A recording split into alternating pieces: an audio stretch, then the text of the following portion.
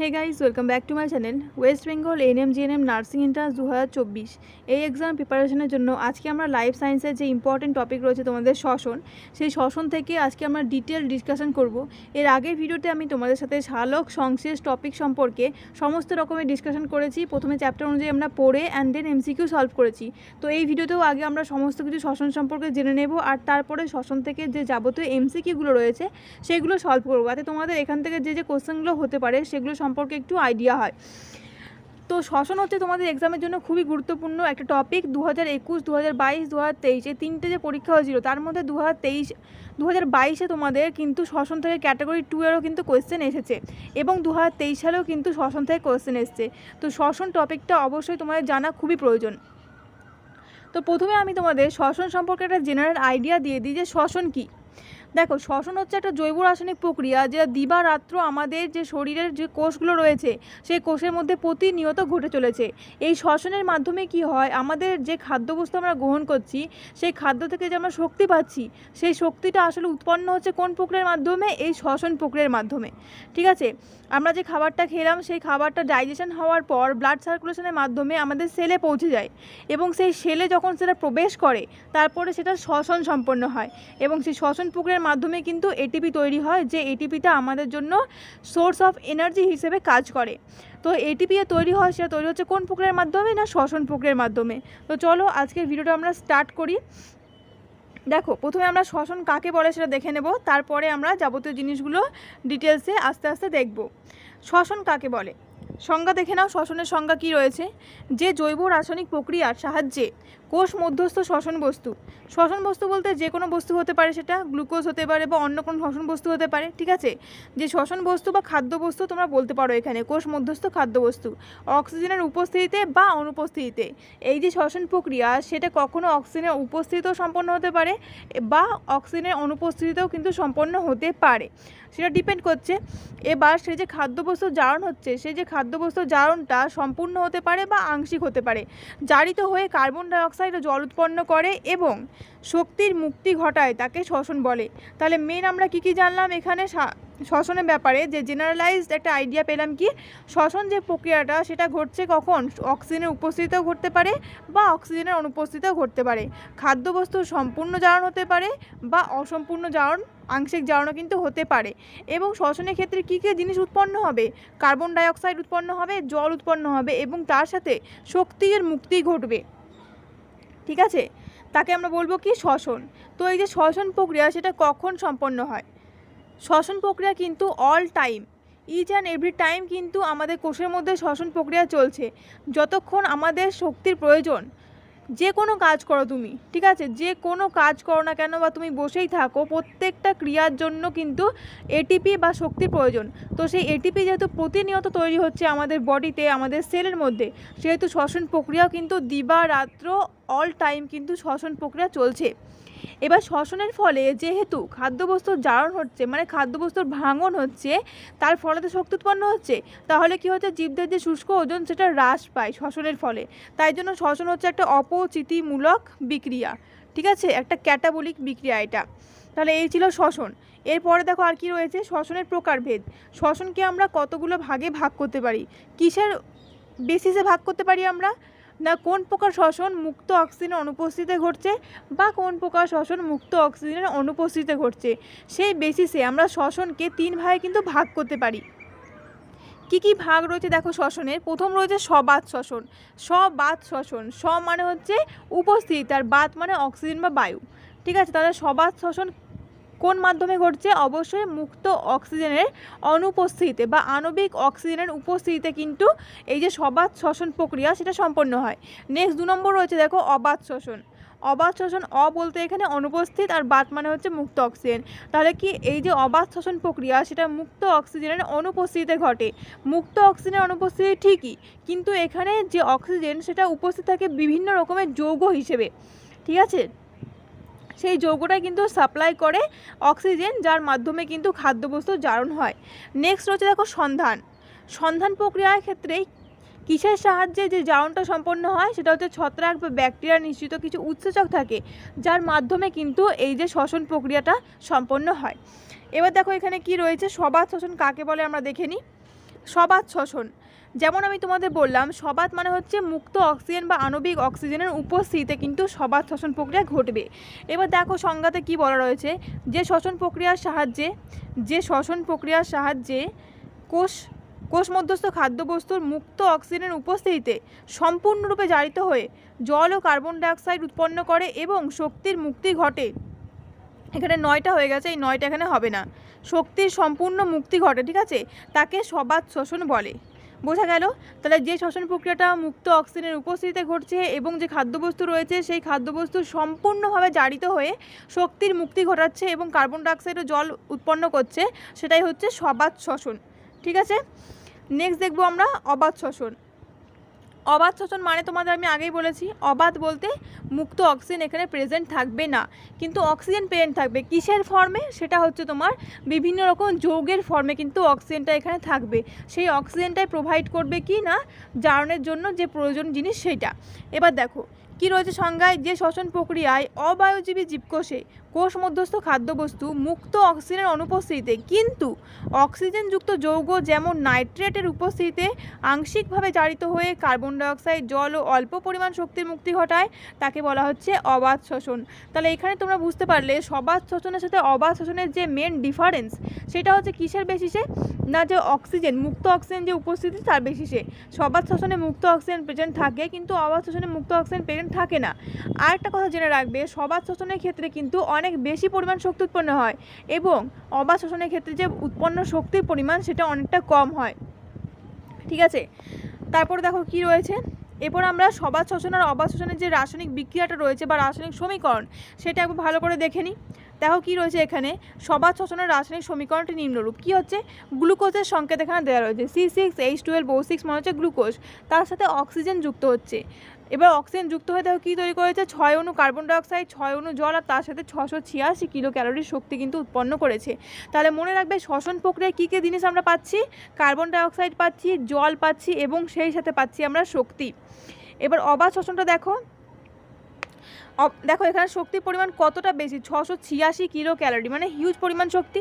এবার দেখো অবাত শ্বসনের যে রাসায়নিক বিক্রিয়া, অবাত শ্বসনে দেখো গ্লুকোজের সঙ্গে বিক্রিয়া ঘটছে কার, এখানে মুক্ত অক্সিজেন নেই, এখানে O2 বা আণবিক যে অক্সিজেন সেটা ছিল, কিন্তু অবাত শ্বসনে কিন্তু আণবিক অক্সিজেন প্রেজেন্ট নেই, সেখানে প্রেজেন্ট রয়েছে কি নাইট্রেট যৌগ।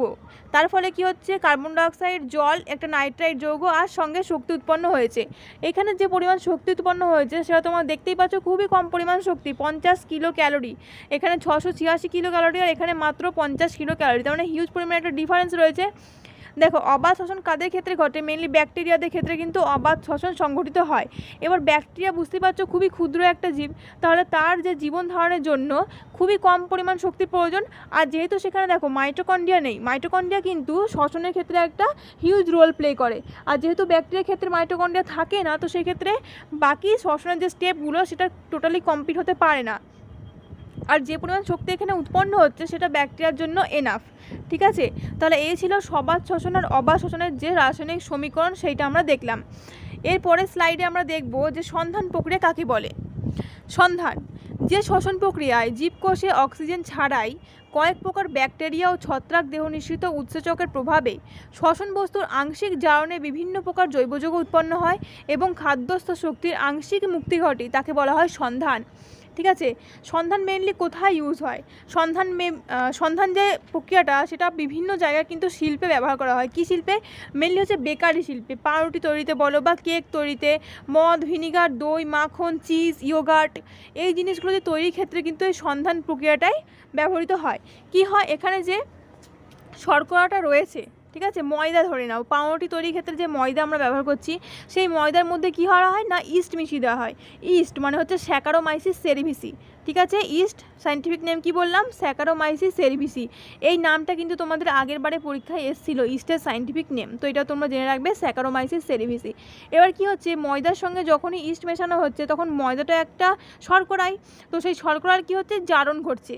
ঠিক আছে, জারণ ঘটার ফলে কি হচ্ছে, সেখানে কার্বন ডাইঅক্সাইড উৎপন্ন হচ্ছে, কিন্তু সম্পূর্ণ জারণ সেখানে ঘটে না, আংশিক জারণ ঘটে। এবার যে কার্বন ডাইঅক্সাইড উৎপন্ন হয় সেই কার্বন ডাইঅক্সাইডটা একটা গ্যাস, এবার সেই গ্যাসটা কি হয় না ওর মধ্যে দিয়ে বেরিয়ে যায়, যার জন্য আমরা দেখি কি পাউরুটিগুলোর মধ্যে অনেক ছিদ্র ছিদ্র থাকে, তো সেই কারণে থাকে। ওকে, তাহলে সন্ধান প্রক্রিয়া তোমরা বুঝতে পারলে। তারপর দেখো এবার শ্বসনের যে পর্যায় সেগুলো আমরা দেখে নেব, কোন কোন ধাপের মাধ্যমে শ্বসন প্রক্রিয়াটা সম্পন্ন হয়। শ্বসনে কিন্তু অনেকগুলো পর্যায় রয়েছে, আর সেই পর্যায়ের মধ্যে অনেকগুলো স্টেপ রয়েছে, বিভিন্ন বিক্রিয়াগুলোও কিন্তু তোমাদের মোটামুটি জানতে হবে। তো দেখো এখানে কি রয়েছে, সবাত শ্বসনের পর্যায়টা প্রথমে আমরা দেখে নিই। সবাত শ্বসনের যে মেন, সেটা হচ্ছে 3টে পর্যায়। সবাত শ্বসনের মেন কটা পর্যায় থাকে? 3টে পর্যায়। ফার্স্ট যে পর্যায় সেটা হচ্ছে গ্লাইকোলাইসিস। সবাত শ্বসনের প্রথম পর্যায় হিসেবে কি জানলাম আমরা? গ্লাইকোলাইসিস। এবার এই যে গ্লাইকোলাইসিস রয়েছে এটা হচ্ছে সাইটোপ্লাজমে ঘটে। বিভিন্ন ধরনের যে বিক্রিয়াগুলো বা স্টেপগুলো সেটা ঘটার কিন্তু নির্দিষ্ট জায়গা রয়েছে, ঠিক আছে। তো ফার্স্ট যে স্টেপটা বা ফার্স্ট যে ফেজটা রয়েছে সবাত শ্বসনের, সেটা হচ্ছে গ্লাইকোলাইসিস। আর সেই গ্লাইকোলাইসিসটা কোথায় সম্পন্ন হয়? কোষের সাইটোপ্লাজমে কিন্তু গ্লাইকোলাইসিস সম্পন্ন হয়। এই যে গ্লাইকোলাইসিসটা তোমরা দেখছো সবাত শ্বসনের প্রথম পর্যায়, এটা কিন্তু সবাত শ্বসন আর অবাত শ্বসন দুটোরই কমন পর্যায়। সবাত শ্বসনের ক্ষেত্রেও কিন্তু গ্লাইকোলাইসিস দেখা যায় এবং অবাত শ্বসনের ক্ষেত্রেও কিন্তু গ্লাইকোলাইসিস দেখা যায়। এবার সাইটোপ্লাজম যেহেতু ব্যাকটেরিয়ার কোষে প্লাস ইউক্যারিওটিক কোষে বোথে কিন্তু প্রেজেন্ট আছে, তাই জন্য সবাত শ্বসন কিন্তু বোথ এর ক্ষেত্রেই দেখা যাবে, ঠিক আছে। তারপরে দেখো ক্রেবস চক্র। ক্রেবস চক্র কোথায় ঘটে? মাইটোকন্ড্রিয়ার ম্যাট্রিক্সে কিন্তু ক্রেবস চক্র সম্পন্ন হয়। তারপরে 3 নম্বর যে স্টেজ সেটা হচ্ছে তোমার ইলেকট্রন পরিবহন তন্ত্র, বা এটাকে ইটিএসও বলা হয়। ইটিএস বা ইটিসিও তোমরা বলতে পারো। ইটিসি মানে কি? ইটিসি হচ্ছে ইলেকট্রন ট্রান্সপোর্ট চেন, আর ইটিএস মানে হচ্ছে ইলেকট্রন ট্রান্সপোর্ট সিস্টেম, আর বাংলায় হচ্ছে ইলেকট্রন পরিবহন তন্ত্র, ঠিক আছে। তাহলে পরপর আমরা কী কী দেখলাম স্টেপগুলো? একটা হচ্ছে গ্লাইকোলাইসিস, ক্রেবস চক্র আর ইলেকট্রন পরিবহন তন্ত্র। এই যে ক্রেবস চক্র আর ইলেকট্রন পরিবহন তন্ত্র দুটোই কিন্তু মাইটোকন্ড্রিয়ার মধ্যেই সম্পন্ন হয়, ঠিক আছে। এবার দেখো এখানে আমি লিখে দিচ্ছি তোমাদের জন্য, গ্লাইকোলাইসিস সবাত ও অবাত শ্বসনের সাধারণ পর্যায়। আর কি না, ব্যাকটেরিয়ার কোষে ও লোহিত রক্তকণিকায় অবাত শোষণ সম্পন্ন হয়, কারণ এই সমস্ত কোষে মাইটোকন্ড্রিয়া অনুপস্থিত। দেখো মাইটোকন্ড্রিয়ার মধ্যেই তো ক্রেবস চক্র আর ইলেকট্রন পরিবহন তন্ত্র সম্পন্ন হচ্ছে। এবার যদি যে কোষে মাইটোকন্ড্রিয়া নেই সেখানে তো গ্লাইকোলাইসিস হয়েই শ্বসন প্রক্রিয়াটা থেমে যাবে। তো সেহেতুই কিন্তু ব্যাকটেরিয়ার কোষে এবং লোহিত রক্তকণিকায় যে স্তন্যপায়ী লোহিত রক্তকণিকা রয়েছে তার মধ্যে তো তার মধ্যে তো মাইটোকন্ড্রিয়া থাকে না। তো সেই মাইটোকন্ড্রিয়া না থাকার কারণে কিন্তু ওটা গ্লাইকোলাইসিসে হয়ে কিন্তু স্টপ হয়ে যায়, ঠিক আছে। তারপরে দেখে নাও এখানে কি রয়েছে, শ্বসনের ঘটনাবলী, মানে শ্বসনে কি কি ঘটনা ঘটে সেগুলো সংক্ষেপে এখানে তোমাদের আমি বলে দিচ্ছি। কিন্তু তোমাদের যে বিক্রিয়াগুলো সেগুলো কিন্তু শর্টে একটু জেনে রাখতে হবে যে কী থেকে কি উৎপন্ন হচ্ছে, সেটা আমরা নেক্সটে পড়বো, নেক্সট স্লাইডে। এখানে দেখো কী রয়েছে, প্রথম দেখে নাও এখানে সাইটোপ্লাজমে গ্লুকোজ থেকে গ্লাইকোলাইসিস প্রক্রিয়ায় পাইরুভিক অ্যাসিড উৎপন্ন হয়। কী উৎপন্ন হয়? Pyruvic acid. ফার্স্ট স্টেপ আমরা কি পড়লাম? গ্লাইকোলাইসিস। গ্লাইকোলাইসিস তাহলে কী হলো, যে গ্লুকোজ শ্বসন বস্তু এটা রয়েছে গ্লুকোজ, সেই গ্লুকোজ তার কী হচ্ছে? জারণ ঘটছে। কী উৎপন্ন হচ্ছে? Pyruvic acid. গ্লুকোজ থেকে ফার্স্ট কী উৎপন্ন হলো? Pyruvic acid. কোথায় সম্পন্ন হলো প্রক্রিয়াটা? সাইটোপ্লাজমের মধ্যে। এর নাম কি? এর নাম হচ্ছে গ্লাইকোলাইসিস। তারপরে কী রয়েছে দেখো, মাইটোকন্ড্রিয়া। এরপরে যে পাইরুভিক অ্যাসিড বা পাইরুভেটটা উৎপন্ন হলো, সেই পাইরুভিক অ্যাসিড বা পাইরুভেটের অক্সিডেটিভ ডিকার্বক্সিলেশন কী ঘটে? অক্সিডেটিভ ডিকার্বক্সিলেশন, তার মাধ্যমে তৈরি হয় অ্যাসিটাইল কোয়ে, ঠিক আছে। নেক্সট স্টেপে কী তৈরি হয়? অ্যাসিটাইল কোয়ে, ঠিক আছে। তারপরে দেখো কী হয়, এই যে অ্যাসিটাইল কোয়ে বা কোএনজাইম, অ্যাসিটাইল কোয়েটা কী হয়? অক্সালো অ্যাসিটিক অ্যাসিডের সঙ্গে যুক্ত হয়, অর্থাৎ ক্রেবস চক্র শুরু হয়।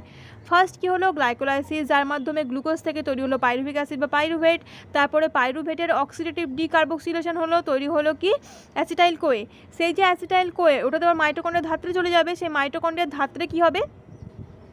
মাইটোকন্ড্রিয়ার ধাত্রে গিয়ে ওটা যুক্ত হবে কার সাথে? যুক্ত হবে গিয়ে অক্সালো অ্যাসিটিক অ্যাসিডের সাথে, ঠিক আছে। অ্যাসিটাইল কোয়ে কার সঙ্গে যুক্ত হবে? অক্সালো অ্যাসিটিক অ্যাসিডের সাথে তৈরি হবে ফার্স্ট যে উৎপন্ন যৌগ ক্রেবস চক্রের ক্ষেত্রে, সেটা হচ্ছে সাইট্রিক অ্যাসিড, ঠিক আছে। অ্যাসিটাইল কোয়ে হচ্ছে 2 কার্বন যুক্ত। অ্যাসিটাইল কোয়ে কত কার্বন যুক্ত যৌগ? 2 কার্বন যুক্ত।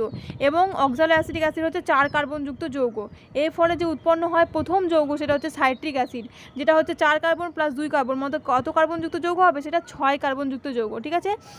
ক্রেবস চক্র উৎপাদিত প্রথম যৌগ হচ্ছে সাইট্রিক অ্যাসিড, যেটা তৈরি হয় কি হবে? অ্যাসিটাইল কোয়ে এবং অক্সালো অ্যাসিটিক অ্যাসিড যুক্ত হয়ে, এবং এক্ষেত্রে সাইট্রিক অ্যাসিডের ক্ষেত্রে থাকে 6 কার্বন এবং অক্সালো অ্যাসিটিক অ্যাসিড হচ্ছে 4 কার্বন যুক্ত যৌগ এবং অ্যাসিটাইল কোয়ে হলো 2 কার্বন যুক্ত যৌগ। তারপরে কি হয়? তাহলে ক্রেবস চক্রে প্রথম উৎপাদিত যৌগ আমি তোমাদের বলে দিলাম কি হচ্ছে? Citric acid. চলো নেক্সট স্লাইডটা দেখা যাক এবার কী রয়েছে। এখানে তোমাদের আমি শর্টে বলে দিয়েছি যে তোমাদের যে বিক্রিয়াগুলো কী থেকে কী উৎপন্ন হচ্ছে সেটা একবার এখানে দেখে নাও। দেখো কি রয়েছে, গ্লুকোজ 6 কার্বন যুক্ত, সেখানে তৈরি হলো গ্লুকোজ 6 ফসফেট, এটা হচ্ছে 6 কার্বন যুক্ত। যেখানেই তোমরা দেখবে, যে বিক্রিয়াতেই তোমরা দেখবে যে ফসফেট অ্যাড হচ্ছে, সেটাকে বলে ফসফোরাইলেশন বিক্রিয়া, ঠিক আছে, কী বিক্রিয়া বলে? ফসফোরাইলেশন বিক্রিয়া।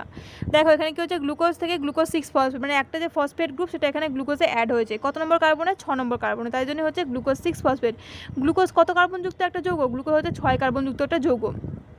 তারপর সেখান থেকে fructose 6 phosphate, next fructose 1,6 20 phosphate. একটু বড় করে আমি তোমাদের এখানটা দেখিয়ে দিই। দেখো এখানে কী রয়েছে, প্রথমে গ্লুকোজ, তারপর glucose 6 phosphate, fructose 6 phosphate, fructose 1,6 20 phosphate. 20 phosphate মানে এখানে কটা ফসফেট যৌগ রয়েছে?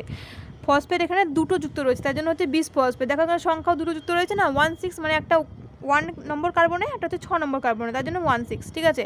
তারপরে দেখো এই যে ফ্রুক্টোজ 1,6 20 ফসফেট ছিল, এটা ভেঙে দুটো যৌগ তৈরি হবে। কী কী যৌগ তৈরি হবে? একটা হচ্ছে ডিহাইড্রক্সি অ্যাসিডন ফসফেট, যেটা 3 কার্বনযুক্ত, এবং একটা হচ্ছে গ্লিসারালডিহাইড ফসফেট, এটাও 3 কার্বনযুক্ত। তারপর এটা ছিল 6 কার্বনযুক্ত যৌগ, সেখান থেকে আমরা দুটো 3 কার্বনযুক্ত যৌগ পেলাম, কি কি? গ্লিসারালডিহাইড ফসফেট এবং ডাইহাইড্রক্সি অ্যাসিডন ফসফেট। তারপর দেখো সেখান থেকে যে এই দুটোর মধ্যে কিন্তু ইন্টার কনভার্সন হয়, ঠিক আছে। গ্লিসারালডিহাইড 3 ফসফেট আর ডাইহাইড্রক্সি অ্যাসিডন ফসফেটের মধ্যে কিন্তু ইন্টার কনভার্সন হয়। নেক্সট কী হবে দেখো, যে মানে এইটা থেকে এইটা তৈরি হতে পারে, এইটা থেকে এইটা তৈরি হতে পারে, তার মানে হচ্ছে এইটাই।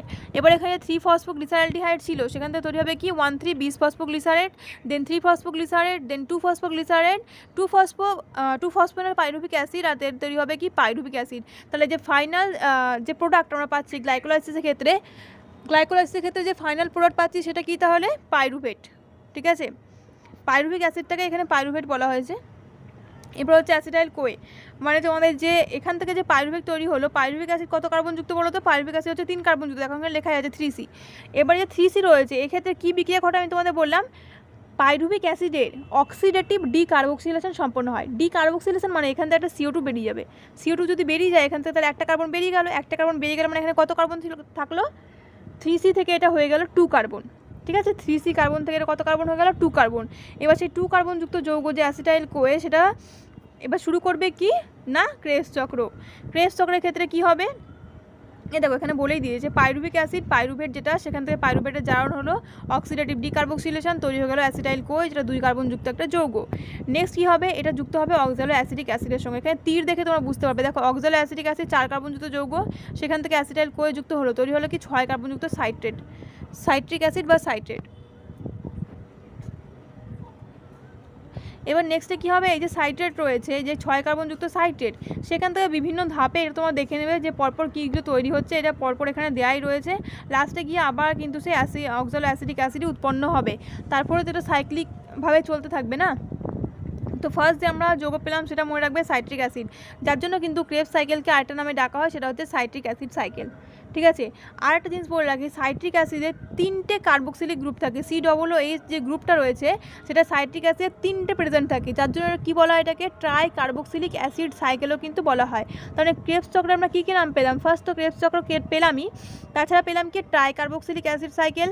আর কি পেলাম? আর পেলাম হচ্ছে আমরা সাইট্রিক অ্যাসিড চক্র, এটাকে সংক্ষেপে TCA চক্র বলা হয়। TCA চক্র মানে হচ্ছে ট্রাই কার্বক্সিলিক অ্যাসিড চক্র বা ট্রাই কার্বক্সিলিক অ্যাসিড সাইকেল। ওকে, তো এরপরের স্লাইডটা দেখো, প্রান্তীয় শ্বসন।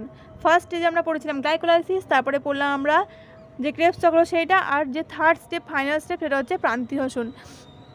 দেখো প্রান্তীয় শ্বসনে কী হয়?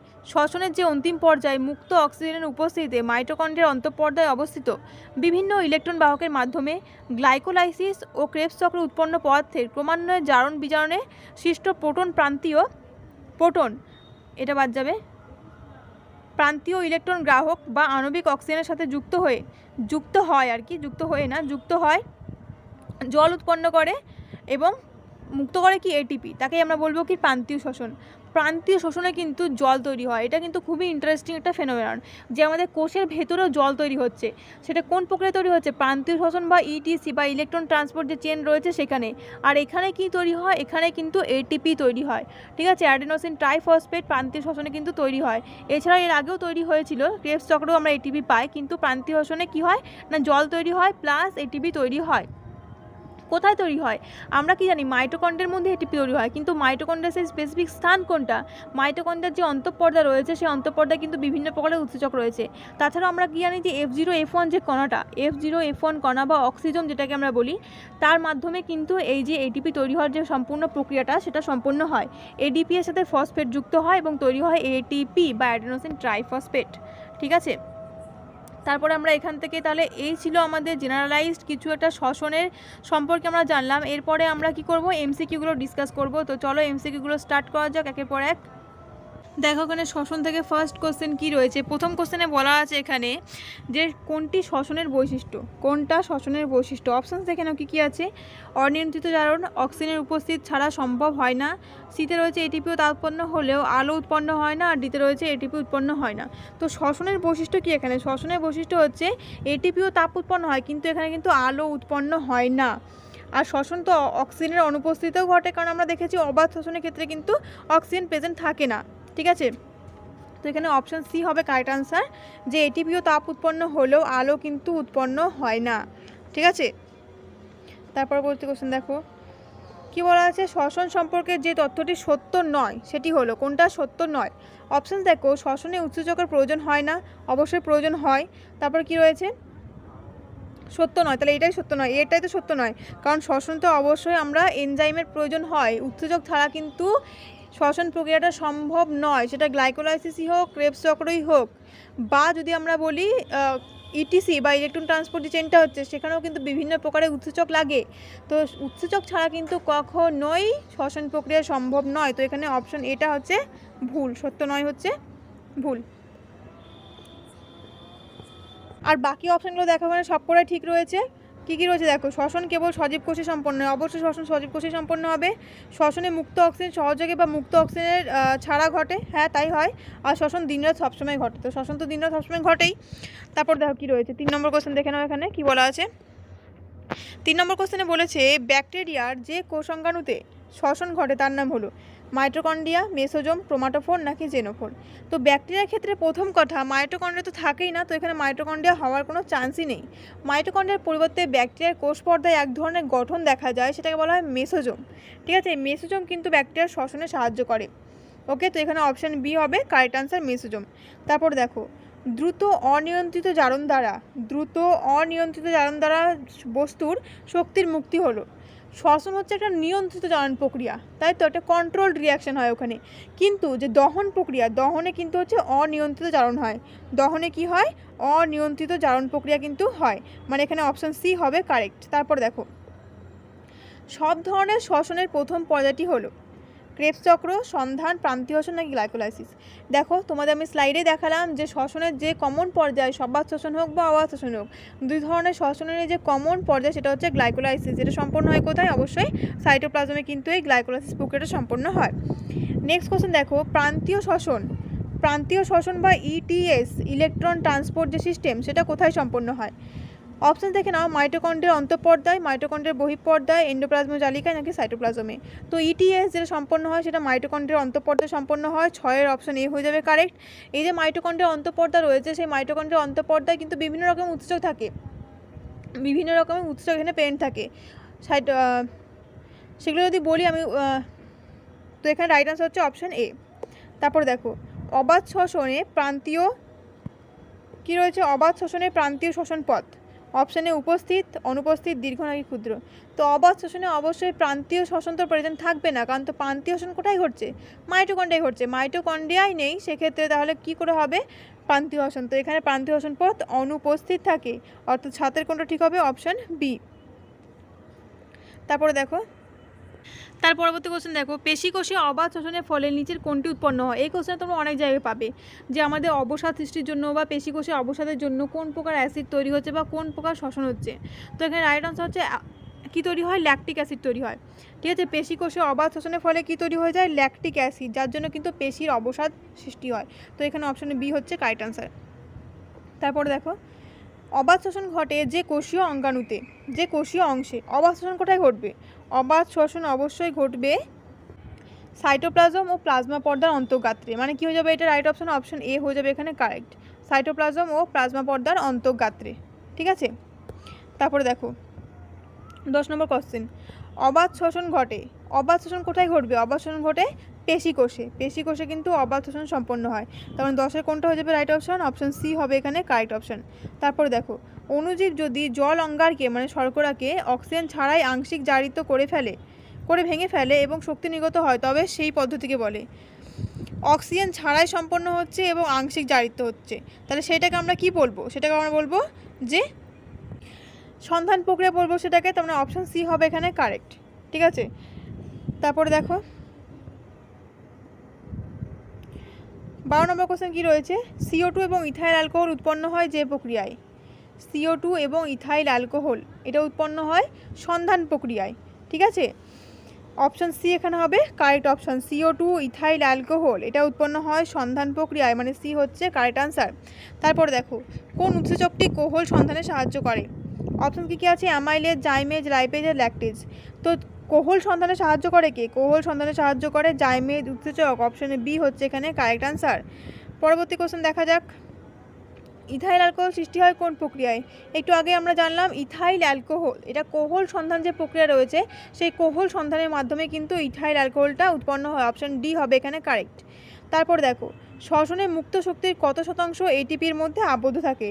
শ্বসনে যে পরিমাণ শক্তি মুক্ত হয় তার 40% কিন্তু এটিপির মধ্যে আবদ্ধ থাকে, মানে এখানে অপশন বি হচ্ছে কারেক্ট। ঠিক আছে, তারপর 16 নম্বর কোশ্চেন দেখো, কী বলেছে? 1 গ্রাম মোল গ্লুকোজ বলতে বোঝায়? 1 গ্রাম মোল গ্লুকোজ বলতে কত বোঝায়? 180 গ্রাম গ্লুকোজ বোঝায়। ঠিক আছে, রাইট আনসার হবে অপশন বি 180 গ্রাম গ্লুকোজ। তারপরে কোশ্চেন দেখো এখানে কি রয়েছে, গ্লাইকোলাইসিস কোথায় ঘটে? গ্লাইকোলাইসিস ঘটে কোষের সাইটোপ্লাজমে। ও এখানে কোষের সাইটোপ্লাজমের কথা বলেনি, এখানে বলে যে কোন কোষে ঘটে। তো গ্লাইকোলাইসিস কিন্তু সব কোষে ঘটে, যেহেতু সবাত শ্বসন এবং অবাত শ্বসন দুটোর ক্ষেত্রেই গ্লাইকোলাইসিস ঘটছে, তাই জন্য গ্লাইকোলাইসিস কিন্তু সব কোষেই ঘটবে। তারপর কী রয়েছে দেখো, গ্লুকোজ থেকে গ্লুকোজ 6-ফসফেট উৎপন্ন হওয়ার জন্য যে উৎসেচকটি ব্যবহৃত হয়? গ্লুকোজ থেকে যখন গ্লুকোজ 6-ফসফেট উৎপন্ন হয় তখন ব্যবহৃত উৎসেচক হচ্ছে হেক্সোকাইনেজ। অপশন এ হচ্ছে এখানে কারেক্ট আনসার, হেক্সোকাইনেজ। ঠিক আছে, তারপরে দেখো গ্লাইকোলাইসিসের অপর নাম। গ্লাইকোলাইসিসের অন্য নাম হচ্ছে ইএমপি পথ। ঠিক আছে, সায়েন্টিস্টের নাম অনুসারে লেখা হয়েছে Embden Meyerhof and Parnas pathway. তো ইএমপি পথ হচ্ছে গ্লাইকোলাইসিসের আরেকটা নাম। তারপর দেখো কি রয়েছে এখানে, গ্লাইকোলাইসিস প্রক্রিয়ার শেষে এক অণু গ্লুকোজ থেকে কত অণু পাইরুভিক অ্যাসিড উৎপন্ন হয়? দেখো গ্লুকোজ হচ্ছে 6 কার্বনযুক্ত, পাইরুভিক অ্যাসিড হচ্ছে 3 কার্বনযুক্ত। তাহলে যখন গ্লুকোজ থেকে আমরা পাইরুভিক অ্যাসিড পাচ্ছি তাহলে কতগুলো পাবো? পাইরুভিক অ্যাসিড আমরা 2টো পাবো। তো যখন একবার গ্লাইকোলাইসিস হচ্ছে 1 অণু গ্লুকোজ ভেঙে 2 অণু পাইরুভিক অ্যাসিড কিন্তু তৈরি হয়। অপশন বি হচ্ছে এখানে কারেক্ট আনসার। তারপরে গ্লাইকোলাইসিস পদ্ধতিতে কী হয়? গ্লুকোজ পাইরুভিক অ্যাসিডে পরিণত হয়, অর্থাৎ অপশন সি হবে এখানে কারেক্ট আনসার, গ্লুকোজ পাইরুভিক অ্যাসিডে পরিবর্তিত হয়। তার পরবর্তী কোশ্চেন দেখো এখানে কী রয়েছে, গ্লাইকোলাইসিস প্রক্রিয়ায় গ্লুকোজ ভেঙে কটি কার্বনযুক্ত যৌগ উৎপন্ন হয়? মানে গ্লুকোজ ভেঙে আমরা জানি গ্লাইকোলাইসিস প্রক্রিয়া উৎপন্ন হয় পাইরুভিক অ্যাসিড, কিন্তু এখানে জানতে হয় যে সেই পাইরুভিক অ্যাসিডের মধ্যে কটা কার্বন থাকে? পাইরুভিক অ্যাসিডে আমরা জানি কটা কার্বন থাকে? 3টে কার্বন। পাইরুভিক অ্যাসিডও 3 কার্বনযুক্ত যৌগ, মানে এখানে অপশন বি 3সিটা হবে কারেক্ট। ঠিক আছে, আরও কিছু কোশ্চেন তোমরা এখানে দেখে নাও শ্বসন থেকে। কি রয়েছে এখানে, সবাত ও অবাত শ্বসনের সাধারণ পর্যায় কী? তাহলে সবাত আর অবাত শ্বসনের সাধারণ পর্যায় কী হয়ে যাবে? গ্লাইকোলাইসিস। ঠিক আছে, তারপর 2 নম্বর রয়েছে শ্বসন তাপমোচী না তাপগ্রাহী বিক্রিয়া? তো শ্বসন হচ্ছে অবশ্যই একটা তাপমোচী বিক্রিয়া। ঠিক আছে, কারণ এখানে শক্তি উৎপন্ন হয়, তো এটা হচ্ছে তাপমোচী একটা বিক্রিয়া। তারপর দেখো কী রয়েছে, একটি বহিঃকোষীয় শ্বসন প্রক্রিয়ার নাম লেখো। বহিঃকোষীয় শ্বসন মানে কি? এটা কোষের বাইরে সম্পন্ন হয়, সেটা হচ্ছে কী হয়ে যাবে? সন্ধান বা কোহল সন্ধান। বহিঃকোষীয় শ্বসন প্রক্রিয়া কী হয়ে যাবে? কোহল সন্ধান। অপশন নেই এখানে, তো এখানে কোহল সন্ধান হবে আনসার। ঠিক আছে, তো এখানে আনসার কী হচ্ছে? কোহল সন্ধান। তারপর দেখো কী রয়েছে, সবাত শ্বসনের পর্যায়গুলি কী কী? সবাত শ্বসনের 3টে পর্যায়, গ্লাইকোলাইসিস, ক্রেবস চক্র, আরেকটা কি প্রান্তিক শ্বসন, এই 3টে পর্যায়। তারপর রয়েছে 1 অণু গ্লুকোজ জারিত হয়ে কত অণু কার্বন ডাইঅক্সাইড উৎপন্ন করে? 1 অণু গ্লুকোজে রয়েছে 6টা কার্বন, তাহলে সেক্ষেত্রে 1 অণু গ্লুকোজ যদি জারিত হয় তাহলে কটা কার্বন ডাইঅক্সাইড উৎপন্ন হবে? 6 অণু। ঠিক আছে, 6 অণু। তারপর হচ্ছে সবাত শ্বসন কোষের কোথায় হয়? তো সবাত শ্বসন কোষের কোথায় হয়? সবাত শ্বসনের তো বিভিন্ন পর্যায়ে আছে, তো সেগুলো তোমরা আগে জেনে নিয়েছো, ভিডিওতে বলা হয়ে গেছে যে গ্লাইকোলাইসিস সাইটোপ্লাজমে হয়, ক্রেবস চক্র মাইটোকন্ড্রিয়া হয় এবং প্রান্তিক শ্বসনে কিন্তু মাইটোকন্ড্রিয়ায় হয়। তারপর হচ্ছে অবাত শ্বসন কোষের কোথায় ঘটে?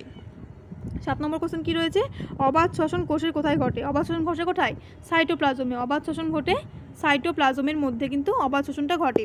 নেক্সট হচ্ছে অবাত শ্বসনকারী একটি ব্যাকটেরিয়ার নাম লেখো। অবাত শ্বসনকারী একটা ব্যাকটেরিয়ার নাম কি হয়ে যাবে? নাম হচ্ছে প্যারাকক্কাস ডিনাইট্রিফিক্যান্স। কি বললাম? প্যারাকক্কাস ডিনাইট্রিফিক্যান্স। তারপর দেখো অবাত শ্বসনকারী জীবের উদাহরণ দাও। অবাত শ্বসনকারী জীবের উদাহরণ দাও। তো অবাত শ্বসনকারী জীব আমরা বলতে পারি ফিতাকৃমি একটা অবাত শ্বসনকারী জীব। ঠিক আছে, ফিতাকৃমি হলো একটা অবাত শ্বসনকারী জীব। তারপর রয়েছে কি, কোন ধরনের শ্বসন প্রক্রিয়াতে মুক্ত আণবিক অণু ব্যবহৃত হয় না? তো মুক্ত আণবিক অণু ব্যবহৃত হয় না কোথায়? অবাত শ্বসন প্রক্রিয়াতে। তারপর রয়েছে খেজুর, তাল প্রভৃতি ফলের রসে কোন ছত্রাক ব্যবহার করে ইথাইল অ্যালকোহল বা মদ উৎপন্ন করা হয়? কোন ছত্রাক ব্যবহার করা হয়? ইস্ট বা স্যাকারোমাইসিস সেরিভিসি। ঠিক আছে, আর ইস্ট থেকে যে নিঃসৃত উৎসেচক সেটা হচ্ছে জাইমেজ উৎসেচক। তারপরে কী রয়েছে, ইথানল সন্ধানে উৎপন্ন উপাদানগুলি কী কী? ইথানল সন্ধান মানে বলতে হচ্ছে এখানে কোহল সন্ধান। ইথানল তো এক টাইপের অ্যালকোহল, ইথানল হচ্ছে এক টাইপের অ্যালকোহল, তো ইথানল সন্ধান মানে হচ্ছে অ্যাকচুয়ালি কিন্তু কোহল সন্ধান। কোহল সন্ধানে কী কী উৎপন্ন হয়? ইথাইল অ্যালকোহল উৎপন্ন হয়, কার্বন ডাইঅক্সাইড উৎপন্ন হয়, আর স্বল্প পরিমাণ শক্তি উৎপন্ন হয়। কী কী বললাম? ইথাইল অ্যালকোহল, কার্বন ডাইঅক্সাইড এবং স্বল্প পরিমাণে শক্তি। তারপরে হচ্ছে দই উৎপাদক ব্যাকটেরিয়া। দই উৎপাদক ব্যাকটেরিয়া কী হবে? ল্যাক্টোব্যাসিলাস। ঠিক আছে, ল্যাক্টোব্যাসিলাস। তার পরবর্তী কোশ্চেনগুলো দেখে নাও। এখানে ল্যাকটিক অ্যাসিড সন্ধানের প্রধান উৎসেচকের নাম কি? ল্যাকটিক অ্যাসিড সন্ধানের প্রধান উৎসেচক এখানে চেয়েছে।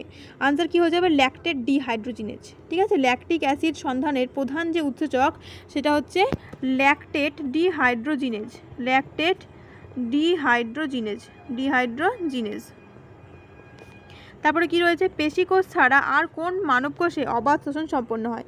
পেশিকোষ ছাড়া কিন্তু লোহিত রক্তকণিকার যে কোষ, আরবিসি যে কোষ রয়েছে আমাদের, ঠিক আছে, লোহিত রক্তকণিকা বা রেড ব্লাড সেল, সেখানেও কিন্তু অবাধ শ্বসন সম্পন্ন হয়। জাইমেজ কি? জাইমেজ হলো একটা উৎসেচক যেটা নিশ্চিত করে কি? ইস্ট হচ্ছে একটা ছত্রাক, সেখান থেকে নিশ্চিত হয় জাইমেজ উৎসেচক, যেটা কোহল সন্ধানে ব্যবহৃত হয় বা কোহল সন্ধানে সাহায্য করে। তারপর রয়েছে জাইমেজের উৎস লেখো।